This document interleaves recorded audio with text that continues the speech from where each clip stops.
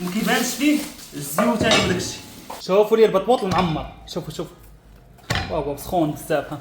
هذا البطبوط هذا معمر بحشوه اقتصاديه تعجب الكبار والصغار.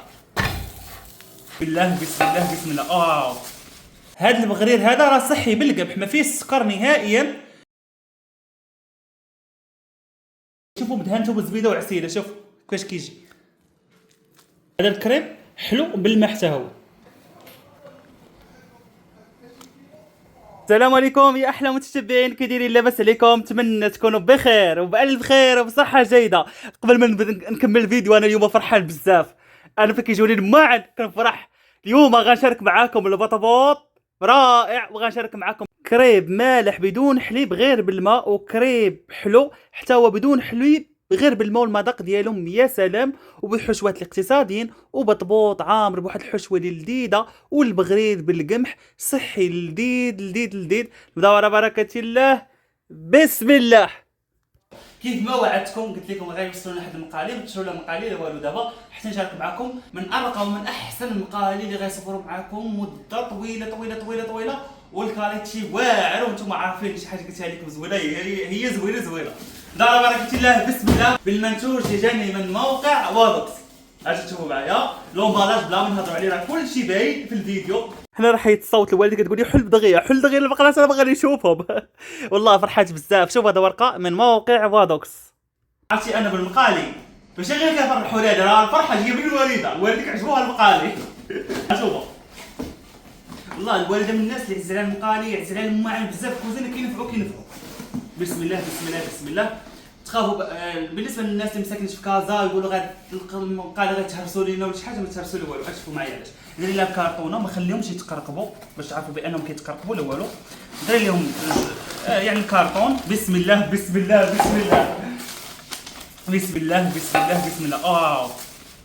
هادشي هاد اللوين هذا كيعجبني انايا، كيصبر ما كيبانش فيه الزيوت هذا وداك الشيء. عرفتي علاش حبس التصوير؟ عرفتي علاش دابا حبس التصوير؟ هو راه كتبغى تزغر الكاسوك شي يسحبوا شي واحد تجوج منا. بغات تزغر حيت رائعين. اجي تشوفوا معايا واحد الحاجه اللي عجبتني فيهم بزاف. انا غنوريها لكم وتشوفوا واش غتتفقوا معايا في الراي ولا لا. اجي قربوا معايا. الحاجه اللي عجبتني فيهم، شوفوا من التحت يعني ما يشتتش فيهم الاوساخ ديال العافيه والزيت يسيح عليهم ويبان كاع ما كيبان فيهم هذاك الشيء. وهانتوما كيفاش كيكونوا رائعين. هذه فيها، انا نقول لكم القياسات ديالهم في الفيديو. هذه شوفوا حتى هي، وهذا غنخلوها للبغرير باينه ضروري. كل مره كتجينا مقله كنخليها للبغرير. هانتوما شوفوا من هنا حلو. تقدروا ديروا فيها كيكه، هذه بزاف ديال الاستعمالات، وثلاثه كبارين. صافي دابا غادي ندوزو في الوصفات ديال اليوم. حتى تقولوا لي في التعليق سيروا بالصحه والراحه، والعقبه لكم حتى نتوما تشروهم، راه الثمن ديالهم مناسب. وانتم عارفين بان هاد المنتوجات كاملين كيجوني من موقع وادوكس. دابا انا معاهم انا عام ونص فابور. انا من الناس اللي صريح واول واحد في اليوتيوب اللي كيقول بان المنتوجات كيجيو فابور. اي واحد كيوصل شي منتوج يقول لكم شريتو، راه ما تيقوش فيه، غير خرجوا من عنده، ما تبقاوش عنده. حيت هذاك كيما كذب عليكم في المنتوج بانه جاه شاريه، يقدر يكذب عليكم حتى بالكاليتي. هادشي اللي كاين. انا ما نفضح كلشي انايا، كلوا هذه. يلا بقاو معايا نبداو بالوصفات ديال اليوم. انا شي عندي قال لي السيمو ما تفضحناش، ضربوا مقله. قبل ما نبداو الشهيوات غنقول لكم القياسات ديالهم. راهم جرانيت. الاولى فيها 28 سنتيم، شوفوا راه كبيره، والثانيه فيها 24 سنتيم، والصغيره اللي غنخلوها للبغرير وغنخصوها للبغرير ان شاء الله فيها 20 سنتيم تقالين ما كيصديوش. وكيف ما قلت لكم راهم من موقع وادوكس. بالنسبه للثمن ديالهم راه دايرين فيهم واحد العرض خاص. الثقل ديالهم عاد نقول لكم الثمن ديالهم. هذه فيها كيلو 100 غرام الكبيره، الثانيه فيها 871 غرام يعني قريبه الكيلو، والصغيره فيها 731 غرام. بالنسبه للثمن ديالهم راهم دايرين عروض زوينه بمناسبه فصل الخريف. في الاول كانوا دايرين 599 درهم، ودابا خلاهم غير ب 429 درهم، والتوصيل الى معظم المدن ب 20 درهم. من الاحسن انكم تخلوا لهم غير ميساج، انا نخلي لكم النمره ديالكم هنا، وغادي نتكلم لكم على هذه المقالي. ندوزو هنا الوصفات. ندوزو نصوبوا الكريب المالح اللي غير بالماء، جوج بيضات كيف ما تشوفوا في الفيديو، معلقه صغيره سكر، ورشه ديال الملح، ورشه ديال البزار. وهنا غادي نديرو ربع كاس ديال الزيت، هي 4 المعالق كبار ديال الزيت، 2 بيضات، معلقه صغيره ديال السكر، رشه ديال الابزار والملح، و4 المعالق كبار ديال الزيت، هي ربع كاس. كنديروا الكاس الاول ديال الماء والكاس الثاني والثالث، يعني درنا 3 الكيسان الماء من الروبيني، وغادي نزيدو نص كاس. في المجموع 3 الكيسان ونصف ديال الماء. كنحركوا الخليط ديالنا مزيان مزيان، وناخذوا الكاس الاول ديال الدقيق الابيض خاص بالحلويات، هذا فيه 100 غرام، هذا الكاس فيه 100 غرام، يعني درنا 100 غرام الاولى، وغادي نزيدوا 100 غرام الثانيه مع التحريك المستمر. ولكن الدقيق زيدوا تدريجيا، درنا الكاس الاول وغادي نزيدوا الكاس الثاني، حركوا حركوا حركوا، وهذا هو الكاس الثالث. وبالنسبه هاد الدقيق راه خاصو يكون نوعيه زوينه، حيت ما درنا لا حليب لا والو، الدقيق هو اللي غادي يتحكم لينا في الكريب ديالنا. وبالنسبه لهاد الكريب كما قلت لكم راه مالح ماشي حلو، وراني درت الزعتر لاختياري، يمكن لكم تعوضوه بالمعدنوس اليابس او الزعتر، او ما ديروا والو، لكم الاختيار. بالنسبه للدقيق خدا لي 3 الكيسان بحال هكاك، وحط 300 غرام دقيق ابيض، 3 الكيسان. خلينا الكريب المالح يرتاح وندوزو نصوبوا الكريب الحلو. كتاخذوا 2 بيضات، 2 ساشي ديال الفاني، ورشه ديال الملح، ومعلقه كبيره ديال السكر. راني درت معلقه كبيره ديال السكر، 2 ساشي ديال الفاني، 2 بيضات، رشه ديال الملح، وربع كاس ديال الزيت، هي 4 المعالق كبار ديال الزيت العادي. وهنا غادي ناخذوا 3 الكيسان ونصف ديال الماء، راه نفس المقادير اللي درنا في الاول، غير هذا درناه حلو وما درناش فيه الزعتر وما درناش فيه البزار، هذا درنا فيه فاني ومعلقه كبيره ديال السكر. اما الكريب المالح درنا فيه غير معلقه صغيره ديال السكر. غادي ناخذوا الكاس الاول والكاس الثاني ونحركوا المكونات ديالنا، وغادي نزيدوا الكاس الثالث، يعني حتى هذا خدا ليا 3 الكيسان دقيق ابيض. رانا كيف ما قلت لكم راه نفس الكريم الاول، غير هذا بمذاق ديال فاني وكيجي زوين بزاف، واللي ذقتوه غتحلفوا عليه بانه بالحليب. هو راه ما فيش الحليب، ولكن فين ديروا الدقيق راه غتحركوا مزيان مزيان، ما خاصوش هذاك الدقيق بقى فيه تكتلات، ومن الاحسن انكم تغربلوه كيف ما غربلتو انا، يعني حركوهم مزيان مزيان مزيان. راني صوبتهم بجوج، غطيتهم وخليتهم يرتاحوا، وندوزو نكملوا الفيديو. واليوم غديوه نقولش لكم عليها، غديوه مغربيه 100%. غادي ندير لهم بطبوط معمر بالكفته ماشي بالشحمه. هذا البطبوط هذا راه كيجي زوين بزاف، ومريم اليوم منوضاها جات عندنا الضفدع اليوم الرقاقه دايره. لا بركه الله، بسم الله. هنا البطبوط راه ساهل، كتاخذوا نص كيلو ديال الفينو او القمح الكامل، لكم الاختيار. خديت نص كيلو ديال الدقيق الابيض، خماره واحده، نص كيلو ديال الفينو، نص كيلو دقيق ابيض، يعني 5 الكيسان 5 الكيسان، معلقه كبيره ديال السكر، معلقه كبيره ديال الخميره الفوريه، ومعلقه كبيره السكر. درنا معلقه كبيره ديال السكر ومعلقه كبيره ديال الخميره الفوريه تكون عامره، والملحه اللي ضروري منها، وخماره وحده. وكنجمعوا البطبوط ديالنا غير بالمدافي، صراحه بالمدافي، حيت دابا الحال برد، وضروري البطبوط كنجمعوه بالماء ماشي سخون سخون سخون او غليان، غير المدافي شويه. وكندلكو بحال كيف ما كتشوف في الفيديو. الملحه راه ما درتهاش دابا، رانا غنديرها في هذه المرحله، قلت لكم الملحه ولكن ما درتهاش، غادي نديرها حتى تجمع لي العجينه. درنا الملحه في الاول مع الخميره، الخميره ما غاديش تتفاعل دغيا، غتعطل لينا. هادشي علاش حتى تجمعوا العجينه ديالتكم، وعاد زيدوا عليها الملحه وعاودوا دلكوها وذوبوا ديك الملحه بالماء. هنا راه تعجنات، غنخليها تخمر. واول مقله غادي نستعملوا هي هذه. شنو غنقولوا بسم الله. هاد المقله هذه فيها 28 سنتيم، يعني هي الكبيره فيهم. بالنسبه راهم منقطين بالبيض وهما بالكحل، ولكن راهم واعرين واعرين بزاف. كنشكر موقع وادوكس على هاد المقالي اللي رائعين وزوينين بزاف، ونتمنى اللي في الاستطاعه ديالته يشريهم، ما غاديش يندم على الضمانه ديالتي. وشي حاجه كنقول لكم زوينه راها زوينه، والله شاهد عليا، الله شاهد عليا اللي كنت كنكذب عليكم في شي حاجه. ندوزو نصوبوا الحشوه ديال البطبوط. كتاخذوا 2 بصلات طحنهم في الهاشوار او تقطعوهم قطع صغيره. هنا درت 4 الفلفلات صغار، 2 خضرين و2 حمرين، مليحه وبزار. والزيت انا درت زيت الزيتون، يمكن لكم ديروا غير زيت العاديه حتى تهبط لكم هذيك البصله وهذيك الفلفله اللي قردنا. عاد يمكن لينا نزيدوا الكفته ديال البقري او ديال اللادان. انا خديت 350 غرام بحال هكاك، واحد 20 درهم او 15 درهم كفته اللادان، غير كفته ديال اللادان، يمكن لكم ديروا ديال البقري. هنا غادي ناخذ القزبر والمعدنوس، معلقه كبيره ديال التحميره، شويه ديال البزار، تقريبا معلقه صغيره ديال البزار، معلقه صغيره ديال القزبر اليابس، ومعلقه صغيره، نص معلقه صغيره ديال الكمون. الكمون ما تكثروش منه بزاف، ديروا منه غير شويه. نحركوا المكونات ديالنا، ولكن حتى الكفته بانت لينا طابت، عاد كنزيدوا العطريه.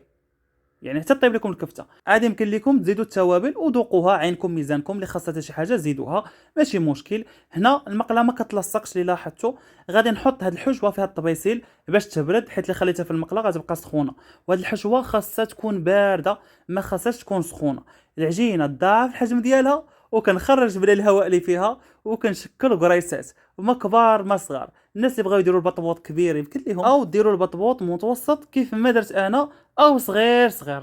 شوفوا هنا العجينه بعد ما كنكوروها كنخلوها ترتاح تقريبا واحد 2 دقائق، وكنبداو بالاولى وما كنقرصش من الوسط ديالها، كنقرص غير جوانب ديالها وكنخلي الوسط غليظ باش هذيك الحشوه ما تخرجش ليا. انا نعاود معكم الطريقه باش تفهموا. شوفوا كيفاش غادي ندير ليها. هانتم طق طق طق طق، وتخلوا هذيك الوسطانيه غليظه. غادي تاخذوا واحد 2 معالق وديروا الحشوه تكون بارده وتجمعوا الجوانب. وهذه هي البطوط ديالنا، ولكن مرمدوه مزيان فينو. هذا كان فينو او القمح، ديروا اللي بغيتوا. اللي كان عندكم القمح في الدار موجود ديروا بالقمح من الاحسن. انا عندي القمح، ولكن بغيت نخليه البغرير باش نديرو بالقمح. هنا غادي نبدا بالاولى اللي صوت، غادي نقرصوها. حاولوا تقرصوها مزيان وما تقرصوها غير بشويه عليكم كيف ما كتشوفوا في الفيديو. ما تقرصوهاش بزاف بزاف بزاف تدخل لكم الحشوه. هذه الطريقه ديال التقراص ديالهم. نخليهم يرتاحوا دقيقه واحده ونبدا بالبطبوطه الاولى.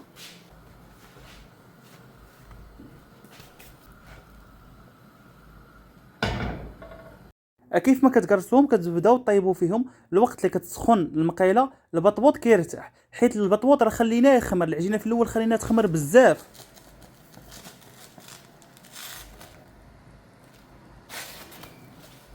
وهذا البطبوط كيترافق مع واحد البريد ديال اتاي. تقدروا ديروه الغداء العشاء مع حريره. لكم الاختيار، ديروا اللي بغيتوا. الاهم انكم ديروا الطريقه ديالتي وتفكروني راه كيجي زوين والمقالي تقالي. ولي وصلتوا هذه المرحله وباقي ما خليتوا شي لايك، خلوا لي لايك لا خلي لكم صحتكم ويطول في عمركم ويعطيكم قصر في الجنه يا رب. طيبت البطبوط كامل والكريب ديالنا راه كيرتاح، لا المالح ولا الحلو. غادي نصوبوا الحشوه الكريب المالح. كتاخذوا السر ديال الدجاج، خديت واحد نص كيلو خديت انايا. نتوما يمكن لكم ديروا على حساب الافراد اللي كاينين في الدار. ياغورت مسوس والابزار، 2 فصوص ديال الثومه، شويه ديال الكمون، شويه ديال القزبر اليابس، شويه ديال الخرقوم، وشويه ديال التحميره والملحه وصويا صوص يعني الصوجا، وزيت زيتون او زيت العاديه. نخلطوا المكونات ديالنا ونخليهم يرتاحوا واحد نصف ساعه او 10 دقائق، او طيبوهم نفس هذيك الساعه ماشي مشكل. انا خليتهم يرتاحوا غير 10 دقائق. غادي ناخذ واحد المقيله الكبيره هذه. يعني المقيله الصغيره خليتها البغرير، وهاد المقله الكبيره هي اللي كنطيب فيها انايا، هي اللي كنعطيها العصا صراحه. اما البقالي الاخر كنحافظ عليهم. هنا كناخذوا هذيك اللحيمات ديالنا. الدجاج قطعته على شكل شرائح صغارين. هنا زدت شويه ديال الصوص صويا يعني الصوجا، اختياري ماشي ضروري. صافي درناها في الاول صافي. هنا غادي نخلوها حتى تبان لي نشفات من هذاك الماء اللي فيها. شوفوا هنا راه نشفات، راه ما نقولش لكم واحد الحشوه رائعه. الدجاج ديالنا طاب. غادي ندوزو نصوبوا الكريب الحلو هذا. هانتم خديت المقيله الصغيره، لكن المقيله الصغيره غيبانوا لي صغارين، انا بغيتهم كبارين. يعني غادي ندير المقيله الصغيره هي الاولى المتوسطه اللي فيها 24 سنتيم، ولكن غادي نبدلها غادي نديرهم كبار. هنا غادي ندهنوها بشويه ديال الزيت، حيت اول استعمال ديال هذه المقيله هذه ضروري ندهنوها بشويه ديال الزيت. ناخذوا الكريب ديالنا نديروه، نتسناو عليه واحد دقيقه واحده، دقيقه ما كاملاش كيطيب من هذه الجهه. غير يبان لكم بدا يتنفخ صافي قلبوه. راه هذه المقله ما كتلصقش، كونوا هانين. شوفوا راه تنفخ ليا بحال العيش. هذه الصغيره هذه المقيله ماشي صغيره، هذه المقله متوسطه اللي فيها 24 سنتيم، والكبيره فيها 28 سنتيم. انا الكريب ديالي بغيتو يجي كبير ما بغيتوش صغير، هادشي علاش غادي ندير المقله الكبيره. كتاخذوا غير في وحده. شوفوا الكريب اللي شافوا عندكم يقول لكم فيه الحليب، راه واحد المذاق فيه ما نقولش لكم عليه، راه رائع. جربوه وعاد احكموا. شوفوا كيفاش كيجي واعر، والله واعر بزاف. كيف قلت لكم هذا راه الحلو ماشي المالح باقي غادي نطيبوه المره الثانيه. غير يبان لكم الفقاعات بداو يتنفخوا وبان لكم هذاك الكريب نشف، قلبوه كيف ما كتشوفوا في الفيديو. صافي هنا غادي ندير وحده فوق وحده ونغطيهم بشي غطاء يكون نقي باش هذاك الصهد يرجع ليهم ويرطابوا لينا هذا الكريب. ها نتوما كيفاش كيجي. شو ما طيبوش بزاف راه ماشي مشكل. طيبوه بحال الكريب اللي بالحليب، يعني راه نفس طيبو بحال بحال. وكاع الناس راه كتعرف الكريب، ولكن غير الطريقه ديالتي انا درتو بالماء وكيجي واعر. كتاخذوا الشوكولات اللي الدهن يكون نوعيه زوينه، معلقه، كل حاجه نديرو فيها معلقه. شوفوا تبارك الله هاد الكميه، غير عجينه واحده خرجت لي الكميه كامله. هنا يمكن لكم تعمروه بالمونغ، تعمروه بالبنان. انا عمرته بالبنان، موجود وفي اي دار مغربيه عندها البنان. تقدروا تاخذوا غير نص كيلو ديال البنان ب 100 ريال او 120، يعني 6 دراهم، ويكفيكم في هذا الكريم. وبالنسبه للشوكولاط للدهنه راه موجود، يمكن لكم ديروا الكونفيتير ديال الفريز، حتى هو كيجي زوين. لكم الاختيار. هنا غادي نقدمهم في الطبيسيل، راهم طيبين وخا يبان لكم اللون ديالهم بحال هكاك. انا ما كيعجبنيش الكريب طيب بزاف بزاف. وهنا غادي ناخذ شويه الشوكولاط للدهن، غادي نخففوا بشويه ديال الحليب دافي، وغادي نديرو في واحد البلاستيك وندهن به بحال صوص الشوكولا، ولكن غير الشوكولاط للدهن هذا مذوب مع شويه ديال الحليب. صافي صوبت الكميه ديالتنا وعمرت لها الشوكولاط مزيان مزيان مزيان. شوف عينيكم فشحال درت لها هذا الشوكولاط. هنا غادي ندوزو نصوبوا الكريب المالح، حتى هو الطياب ديالو بحال الطياب ديال الحلو. راه طيبتو في المقله الكبيره، وراه طيبت المره الاولى وفيها المره الثانيه، وانتم بعينكم كتشوفوا ما كتلصق لا والو. غادي ناخذ الكريب ديالنا بعد ما طيبناه كامل، ودرت وحده فوق من وحده فوق من وحده باش يرجع لهم هذاك الصهد ويرطابوا. غادي نشكلهم على هذه الطريقه، ما عرف كيفاش نقول لكم، راه كلشي باين في الفيديو. يعني هذيك الجهه الطيبه كنديروها من الوسط، وكناخذ هنا الجبن او المايونيز، الجبن او المايونيز او الفرماج ديال الدرهم. وهذيك الحشوه اللي طيبت معكم ديال الدجاج يعني الشاورما، كنعمر بها هاد الكريب المالح، وكنزيد عليهم شويه الفرماج موتزاريلا، وغادي نزيدو عليهم شويه ديال الكيتشوب اللي اختياري، ونجمعوهم على هاد الطريقه. راه كلشي موضح في الفيديو، طريقه سهله تقدروا تعطوه لوليدات يدوهم معاهم مدرسه، لا الكريب المالح ولا الحلو. وانا الهدف ديالي في القناه نجيب لكم وصفات اللي يكونوا ساهلين واقتصاديين، ما درناش فيه الزبده، ما درناش فيه الحليب، وكيجي بنين وزوين بزاف. وتلاقيت مع واحد السيده واحد المره خدامه في واحد الريستو، قالت لي السيمو راه واحد المره كمل لينا الحليب، وكانت عندنا لا كوموند ديال الكريب كميه كبيره، وصوبناه بالماء وعمروه بالفريز وعمروه بالشوكولا، يعني كريب حلو. وما نقولش لكم الكليان ديالهم شحال حماق على هذاك الكريم. وبقات كتقول لي سيمو شكرا بزاف، شكرا عطاكتينا. كنقول لكم الصحه والراحه. ولا لاحظتوا داك الكريم درناه في ديك المقيله اللي دهنا بشويه ديال الزيت، وطيبناه على ديك الطريقه كيف ما موضح في الفيديو، راه كلشي باين. هنا غادي ناخذ هذا البطبوط نقدمه في الطبق هو سخون، والكريب ديالنا درناه الغدا حتى هو تغدينا به، وتغدينا بهاد هادشي قسم الله. وصراحه اليوم كانت حلقه مميزه بالنسبه ليا. حاولت اني نستعمل غير المقالات اللي صيفطوا لي موقع وادوكس، ما ندخلش شي حاجه اللي خارج على اطار ديال المقالي، باش نعطيكم التجربه ديالتي مع المقالي. كانت تجربه ممتعه وزوينه بزاف. اجي تشوفوا معايا البطبوط، تشوفوا معايا الشهوات ديال اليوم، اجوا معايا. ها نشوفوا الكريب هادو مالحين بالماء، شوف، والشاورما رائعين. شوفوا تبارك الله، شوفوا مفشفش مفشفش، شوف بالكفته وخضيره لذاذين مع كويس ديال اتاي، وانتم تغديتوا.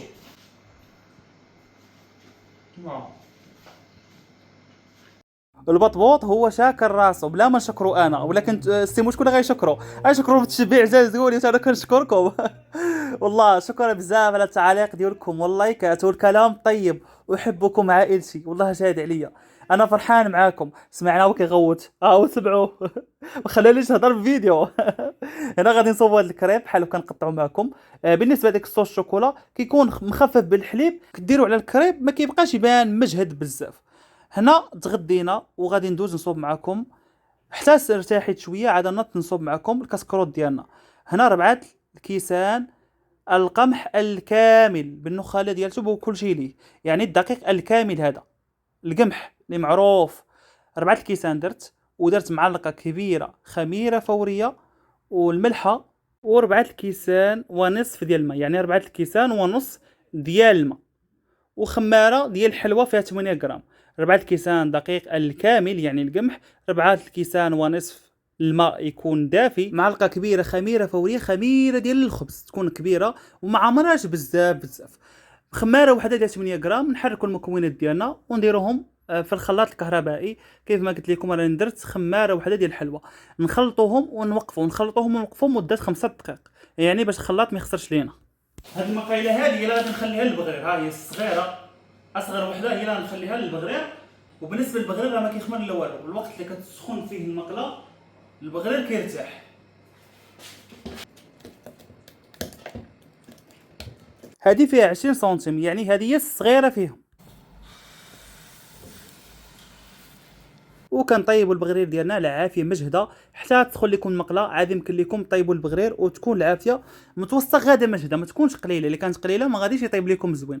وهذا البغرير هذا كيجي بحال المخنفر، المذاق ديالو زوين وراه باين كلشي في الفيديو. بالنسبه لهاد المقيله يمكن ليها تصلح لينا البغرير، نخلوها غير البغرير، راها كتجي زوينه بحال هكاك، يعني ما نقربوش ليها، نخلوها غير البغرير.